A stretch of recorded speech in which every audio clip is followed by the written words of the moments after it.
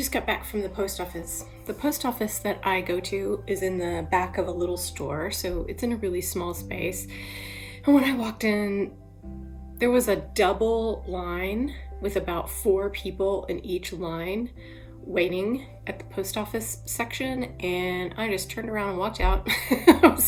I was double masked, but that's a lot of people in a small space. So, I can walk to the post office from my house, and I shall walk there later. But this is what I was thinking about as I was walking home, wearing 2 masks, passing by and speaking to people who were wearing no masks, which I understand. We were outside, and that there's no real reason to wear the masks outside. But I, to be honest with you, had mine on because I hadn't put makeup on. And so why take it off? But here's what I was thinking about. Here at the end of this year, I've, like everyone, done a lot of evaluating and reevaluating about my life, my work, my beliefs, everything. Everything has come under the lamp of scrutiny. I have here on my website, in my work, written and spoken a great deal about fear and about not living in fear. And the reason for that, the reason why I think that story about fear and that teaching about fear is so central to me is because of the way I grew up, because of having an anxiety disorder. And for me, learning to not live in fear, to not make decisions out of fear, to not live a fear-based life has been really important to my well-being. It's been an important part of my growth and evolution as a person. And I see fear-based thinking and fear-based theology and fear-based attitudes really causing a lot of damage in our society. However, I think we have to be really careful and really clear when we're talking about fear and fear-based decision-making and what that means. And it certainly doesn't mean that you're never scared of anything, because that's part of how we survive. That's a mechanism that serves us. You should be scared of some things. The fear response in your body is a message to you. It's just that with some of us, it's over-responsive, it's over-reactive. Some of us get into a place where we are afraid when there shouldn't be fear. But I was thinking about this because when I turned around and left the post office, I was thinking how there would be people who would observe that and would consider that to be living in fear or fear-based thinking. To our detriment, to the detriment of society, would they be thinking that? There's nothing wrong with having your full range of emotions. You have them for a reason. You are human. And sometimes I think when people become entranced, active in their spiritual pursuits, let's say, whether it's through religion or non-religion, growing spiritually, thinking about spiritual concepts. Sometimes when we embrace that and we find love in that and we find growth in that, we can start to detach and think of things in a sort of hierarchy that, spirituality is up here. If you're spiritual, then you're calm and you're grounded and you're compassionate and you're loving all the time. And we sort of flatten our emotions. We sort of flatten the experience. But the truth is that no matter how spiritual you are or how spiritually connected you are, no matter how intuitive, how psychic, how holy, how devoted you are human in a physical body, living a human experience in the physical world. There's nothing wrong with that. There's nothing bad about that. That's who you are. That's what we are. we are also these other things. We are love, we are light, we are these other things. We are an eternal soul, but you are also a physical body living in the physical world. And you get to have emotions, and you get to have responses, and you get to have reactions. And you can be afraid, and you can be angry, and you can be sad. And that's all part of the tapestry of being human. It's okay to feel unsteady and uncertain, and to think to yourself, I don't know where this is going.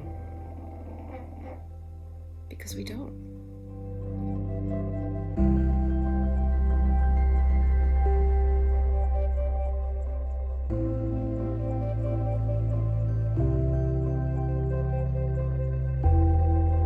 I actually had this, the first roast from Joshua Tree this morning, and it was so good. Really, really good. I've been drinking 2 coffees this week, the Joshua Tree, the first roast, and Expedition Roasters Bob's Sled Brew, and I love them both. They're really good, but I'm so taken with this Joshua Tree coffee. It is excellent. And this angel arrived. She is not an exact dupe, but a close dupe for the one that I grew up with that was our tree topper that disintegrated and fell apart, and so I replaced her. And Woody's stroller is here. It arrived today.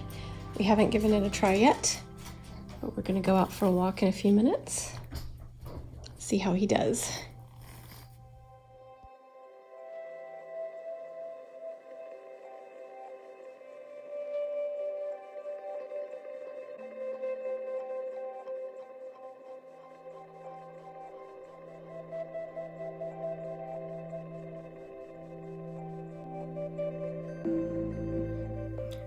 I was thinking about my word of the year.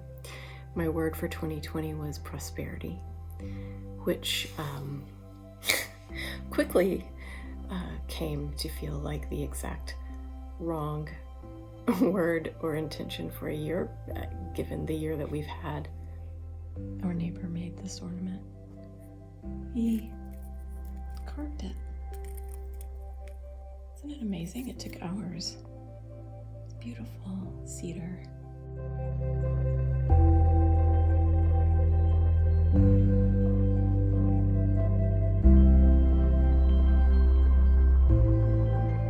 But as I've been reflecting on the year, as I do every year in December, and my word and how that concept has shown up for me, I've realized that there has been a shift in how I see prosperity. I keep thinking the phrase, a prosperous heart, and I've been shown this year some amazing things about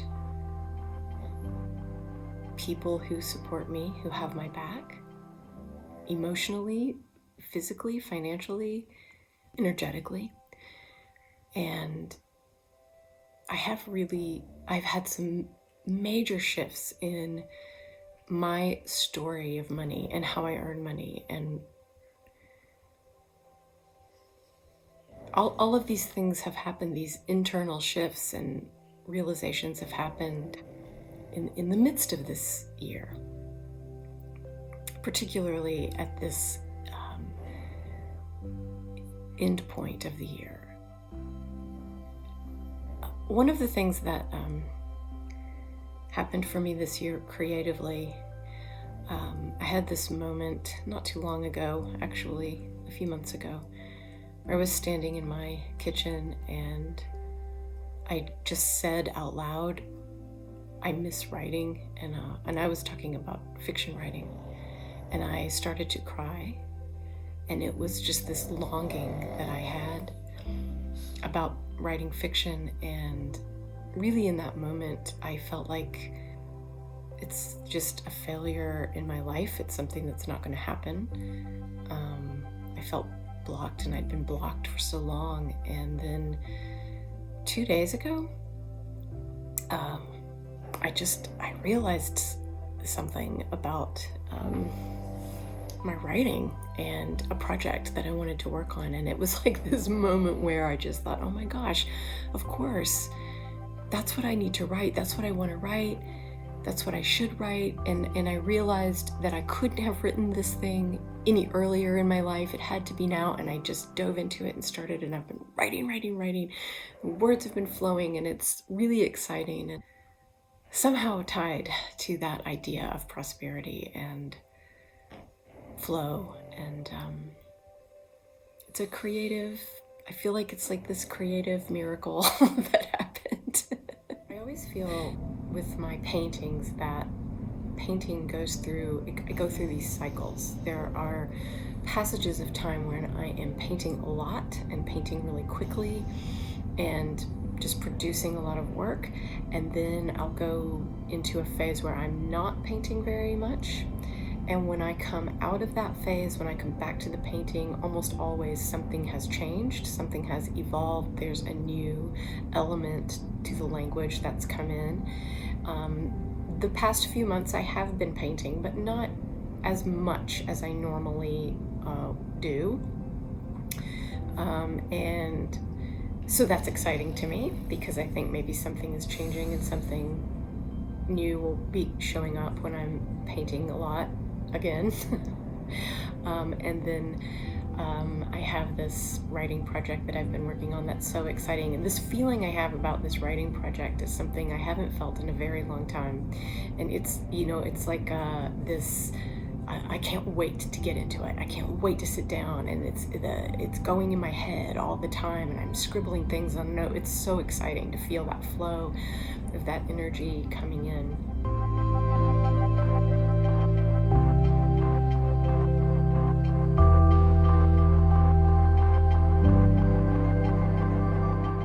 If you're interested in receiving a personal prayer painting, you can find more information about that on my website, which is Lori-Lyn.com. You won't receive your painting by Christmas if you order it now, but you can purchase a gift certificate if you'd like to give the gift of a prayer painting this year.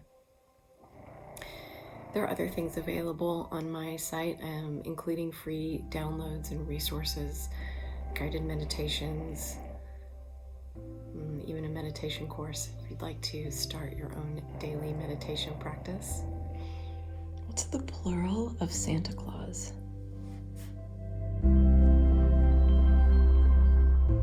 As always, thank you for being here. Thank you in sharing this creative life with me.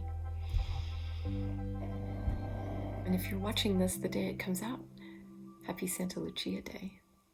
Here's to lights shining in the darkness.